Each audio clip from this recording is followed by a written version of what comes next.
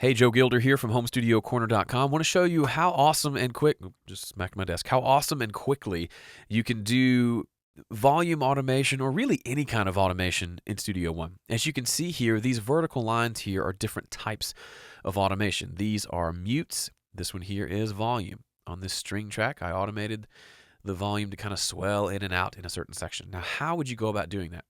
First of all, what's great about Studio One is everything isn't set to be automated from the get-go. You have to tell it which things you want to automate, which is great because when you press the A button, it shows you the stuff that's been automated and nothing else. So for example, I don't typically do much automation on an overhead track or really any drum tracks. So when I hit A, you can see only the stuff that changes and shows the red automation read light on it, and anything that has a horizontal green line, or blue line on it, those are the tracks that have some sort of automation on them.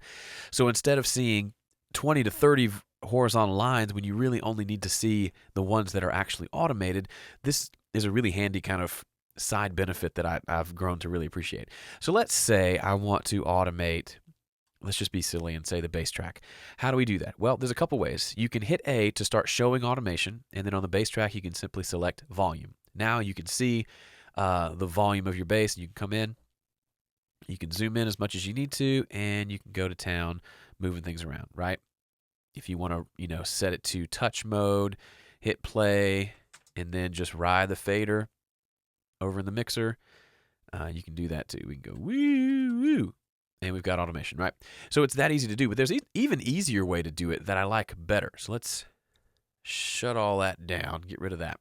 We'll put it back into read mode.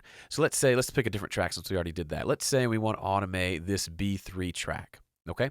No, it's already automated. Let's say this bridge vocal track.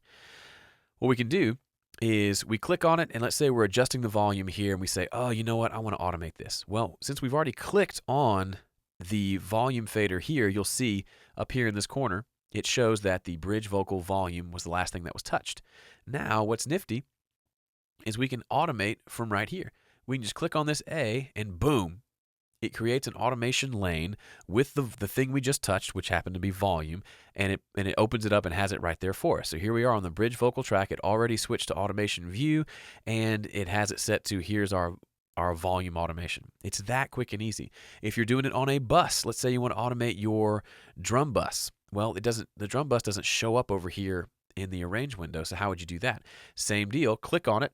You'll see up here on the top left, it says that the drum's volume was the last thing that was touched.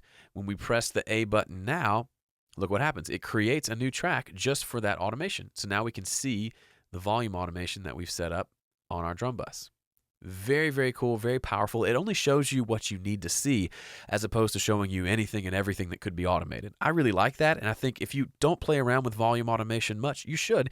It's very easy to set up, and it just lets you do what you need to do and get back to mixing, which I like. So check it out. Hope this helped.